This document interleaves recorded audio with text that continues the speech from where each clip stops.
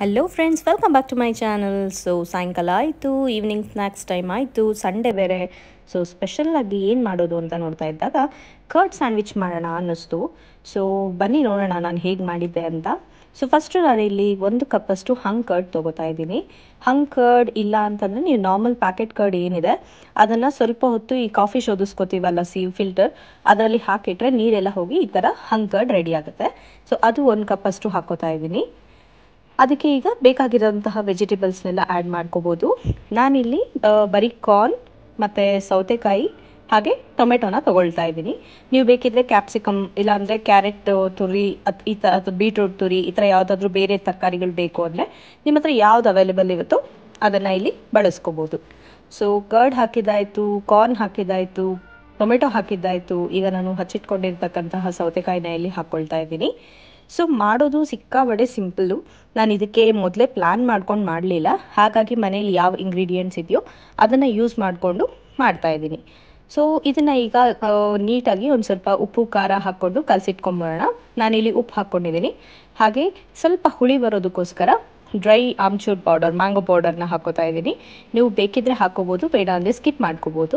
ಹಾಗೆ ನಾನಿಲ್ಲಿ chilli powder, ಖಾರದ ಪುಡಿನ ಕೂಡ ಹಾಕ್ಕೊಂಡಿದ್ದೀನಿ. ನೀವು ಬೇಕಿದ್ದರೆ ಈ ಪ್ಲೇಸಲ್ಲಿ ಮೆಣಸಿನ ಪುಡಿನ ಕೂಡ ಹಾಕ್ಕೋಬೋದು, ಬ್ಲ್ಯಾಕ್ ಪೆಪ್ಪರ್ ಪೌಡರ್ ಕೂಡ ಹಾಕ್ಕೋಬೋದು instead of chilli powder.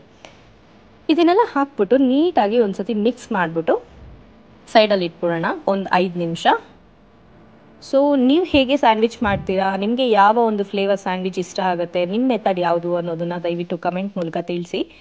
So sandwich ಬೇಸ್ಗೆ ಗ್ರೀನ್ ಚಟ್ನಿ ಬೇಕಲ್ಲ, ನಾನಿಲ್ಲಿ ಆಲ್ರೆಡಿ ಧನಿಯಾ ಪುದೀನ ಚಟ್ನಿ ಇತ್ತು ಮನೆಯಲ್ಲಿ ಮಿಕ್ಸು, ಅದನ್ನು ತೊಗೊಳ್ತಾ ಇದ್ದೀನಿ. ನೀವು ಬೇಕಿದ್ದರೆ ಕೊತ್ತಂಬರಿ ಪುದೀನ, ಆಮೇಲೆ ಒಂದು 2 ಎಸ್ಲು ಬೆಳ್ಳುಳ್ಳಿ, 1 ಇಂಚು ಶುಂಠಿ, ಒಂದು 2ರಿಂದ 3 ಹಸಿಮೆಣಸಿನ್ಕಾಯಿ ಹಾಕಿ ಗ್ರೈಂಡ್ ಮಾಡಿ ಈ ಪೇಸ್ಟ್ನ ರೆಡಿ ಮಾಡ್ಕೋಬೋದು. ಹಾಗೆ ಇದು ಮಕ್ಕಳು ತಿಂತಾರೆ ಅನ್ನೋ ಕಾರಣಕ್ಕೋಸ್ಕರ ನಾನಿಲ್ಲಿ ಮಯೋನೀಸ್ ಮತ್ತು ಕೆಚಪ್ನ ಪಿಜ್ಜಾ ಬೇಸ್ ಥರ ಯೂಸ್ ಮಾಡ್ತಾ ಇದ್ದೀನಿ ಈ ಒಂದು ಸ್ಯಾಂಡ್ವಿಚ್ಗೆ.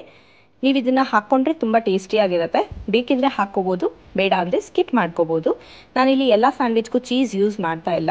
ಆ ಒಂದು ಚೀಸಿ ಫ್ಲೇವರ್ ಅಥವಾ ಚೀಸಿ ಟೆಕ್ಸ್ಚರ್ ಕೊಡಲಿ ಅನ್ನೋ ಒಂದು ರೀಸನ್ಗೆ ನಾನಿಲ್ಲಿ ಒಂದು ಸ್ವಲ್ಪ ಮೈನೀಸ್ ಮತ್ತು ಟೊಮೆಟೊ ಕೆಚಪ್ನ ಕೂಡ ಇಲ್ಲಿ ಮಿಕ್ಸ್ ಮಾಡ್ಕೊಳ್ತಾ ಇದ್ದೀನಿ.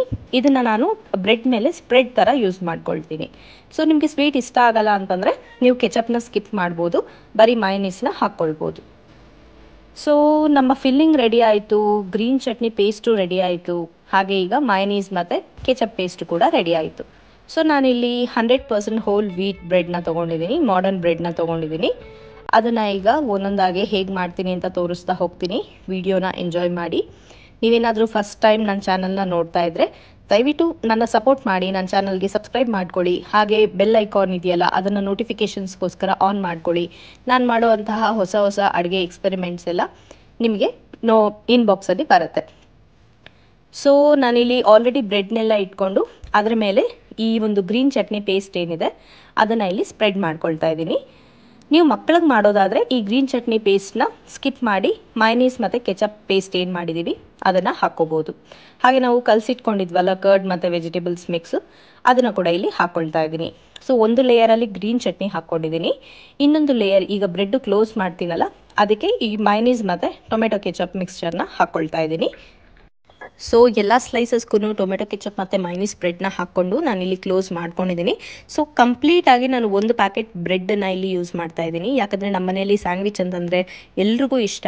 ಸೊ ಹಾಗಾಗಿ ಸಮ್ಟೈಮ್ಸ್ ಬ್ರೇಕ್ಫಾಸ್ಟ್ ಅಥವಾ ಡಿನ್ನರ್ಗೆ ಕೂಡ ನಾವು ಇದನ್ನೇ ತೊಗೊಳ್ತೀವಿ. ಸೊ ರೀಸೆಂಟಾಗಿ ಲೈಫ್ ಲಾಂಗ್ ಅವ್ರ ಕಡೆಯಿಂದ ಒಂದು ಗ್ರಿಲ್ ಸ್ಯಾಂಡ್ವಿಚ್ ಮೇಕರ್ನ ಪರ್ಚೇಸ್ ಮಾಡಿದ್ದೆ ಅಮೆಝಾನಲ್ಲಿ. ಸೊ ಸೈಜು ಕೂಡ ತುಂಬ ಚೆನ್ನಾಗಿದೆ. ಫಸ್ಟ್ ಟೈಮ್ ನಾನು ಇದನ್ನು ಇವತ್ತೇ ಯೂಸ್ ಮಾಡ್ತಾ ಇರೋದು. ಇದಕ್ಕೆ ಮುಂಚೆ ನಾನು ಬೇರೆ ಸ್ಯಾಂಡ್ವಿಚ್ ಮೇಕರ್ ಯೂಸ್ ಮಾಡ್ತಾ ಇದ್ದೆ.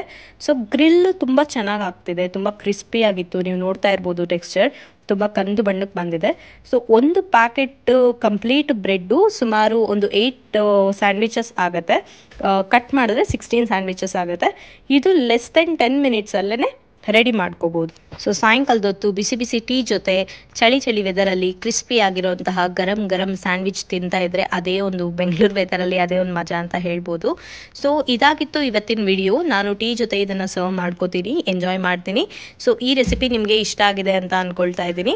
ಖಂಡಿತ ಒಂದು ಸತಿ ಟ್ರೈ ಮಾಡಿ. ನಿಮಗೆ ಈ ಸ್ಯಾಂಡ್ವಿಚ್ ಇಷ್ಟ ಆಗಿದ್ದರೆ ದಯವಿಟ್ಟು ಕಮೆಂಟ್ ಮುಖಾಂತರ ತಿಳಿಸಿ. ನೀವಿನ್ನೂ ನಮ್ಮ ಚಾನಲ್ಗೆ ಸಬ್ಸ್ಕ್ರೈಬ್ ಮಾಡ್ಕೊಂಡಿಲ್ಲ ಅಂತಂದರೆ ಪ್ಲೀಸ್ ನನ್ನ ಚಾನಲ್ಗೆ ಸಬ್ಸ್ಕ್ರೈಬ್ ಮಾಡ್ಕೊಳ್ಳಿ. Thank you so much for watching. See you all in next video. Until then take care.